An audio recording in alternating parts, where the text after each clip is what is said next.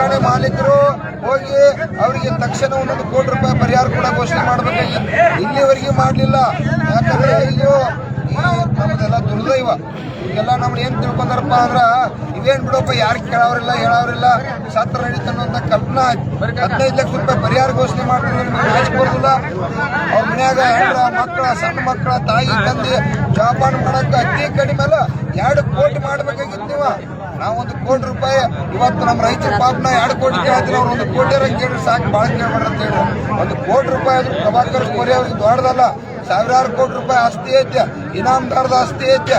ಇದೆಲ್ಲ ಉಡಾಕುತ್ತನ ಬಿಟ್ಟ ಇಲ್ಲಿ ಶವ ಇಟ್ಟು ಬೈಲೊಂಗಲ ಚೆನ್ನಮ್ಮಾಜಿ ಸರ್ಕಾರ ಮುಂದೆ ನಮ್ ದುರ್ದೈವ ಕೇಳ್ರಿ. ಇದೆಂತ ಪ್ರಜಾಪ್ರಭುತ್ವ, ಎಂತ ಸ್ವತಂತ್ರ. ಜಿಲ್ಲಾಡಳಿತ ಕೂಡ ಜವಾಬ್ದಾರಿ ಇರ್ಬೇಕು, ಪೊಲೀಸ್ ಇಲಾಖೆ ಜವಾಬ್ದಾರಿ ಇರ್ಬೇಕು. ಅಂತವ್ರ ಮೇಲೆ ಕಾನೂನು ಕ್ರಮ ಕೂಡ ತಗೋಬೇಕು. ವಿಚಾರ ಮಾಡ್ರಿ. ಇವತ್ತ ನಿಜವಾಗಿ ಮಾಲಕರ ಮೇಲೆ ಆಗ್ಬೇಕು, ಮಾಲಕರ ಸೇಫ್ಟಿ ಮೇಂಟೈನ್ ಮಾಡ್ಬೇಕ. ಇವತ್ತ ಇದು ಒಂದ ಅಲ್ಲ, ಇನ್ನು ಮುಂದೆ ಏನಾದ್ರು ಸಣ್ಣ ಬಿಟ್ರಪ್ಪ ಅಂತಂದ್ರ ಎಲ್ಲಾ ಕಡೆ ಅನಾಹುತ ಆದ್ರೂ ಕೂಡ ಇವ್ರು ಯಾರು ಕೇರ್ ಮಾಡುದಿಲ್ಲ. ಮಾಲಕರ ಮೇಲೆ FIR ಆಗ್ಬೇಕು, 1 ಕೋಟಿ ರೂಪಾಯಿ ಪರಿಹಾರ ಕೊಡ್ಬೇಕಂತೇಳಿ ನಾವು ಅಲ್ಲಿವರೆಗೆ ನಾವು ಇಲ್ಲಿ ಎಲ್ಲಂಗಿಲ್ಲ. ಈಗಾಗಲೇ ಗ್ರಾಮಸ್ಥರೆಲ್ಲ ಆ ಶರೀರವನ್ನು ಇಲ್ಲೇ ಇಟ್ಕೊಂಡರು.